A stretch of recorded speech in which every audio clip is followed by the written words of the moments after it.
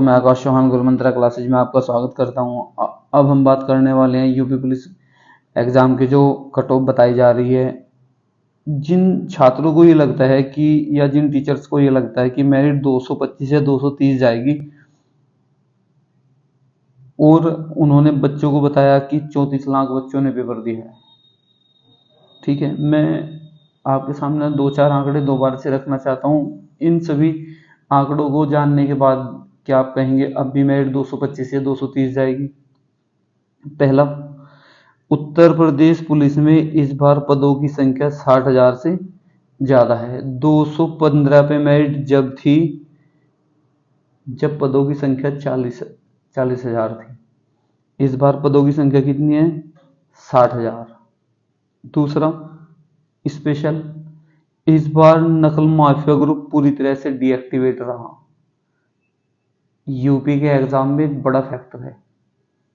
नकल mafia group इस बार के पेपर में पूरी तरह डीएक्टिवेट रहा।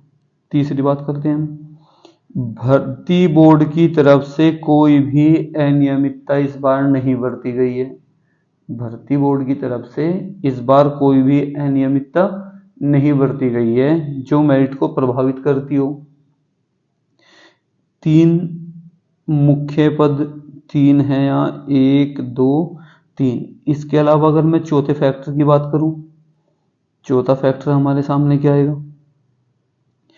पेपर में बैठने वाला एक ऐसा ग्रुप है यूपी में। इस बार जो भीड़ देखी है हमने, उस भीड़ के बीच में पेपर में बैठने वाला एक ऐसा एक्टिवेट ग्रुप था जो या तो नकल के भरोसे था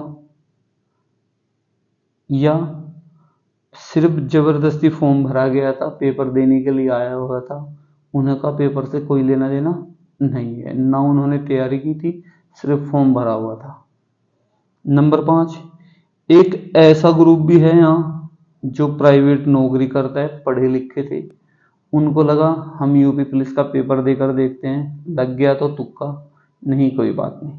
एक बड़ा ग्रुप है ये भी संख्या में, क्योंकि जब एज लिमिट बढ़ाई गई थी उसके बाद से इनकी संख्या काफी बढ़ गई थी। छठा, पेपर देने वालों के साथ एक ऐसा ग्रुप भी है जिसके साथ हाइट की समस्या है। पेपर देने वाले जो बच्चे हैं उनमें एक ग्रुप ऐसा है जिनके साथ हाइट की समस्या है।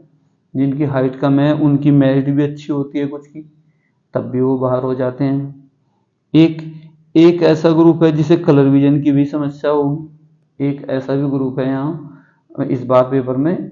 इस बार क्या, हर बार होता है ये तो, कि उनके साथ कलर विजन की समस्या है।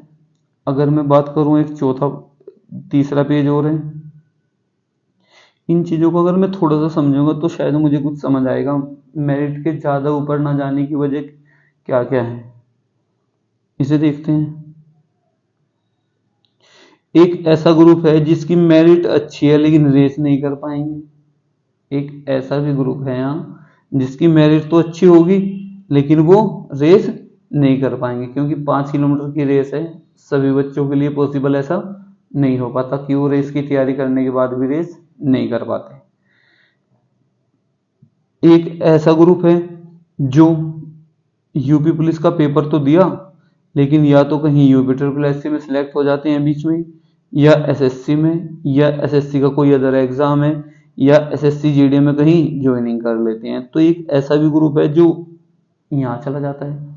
इसके अलावा एक बड़ा नंबर 3-4 लाख के करीब एक ऐसा ग्रुप है जो अदर स्टेट से एग्जाम में भाग लेता है, केवल जनरल कैटेगरी में ही भाग ले पाएगा।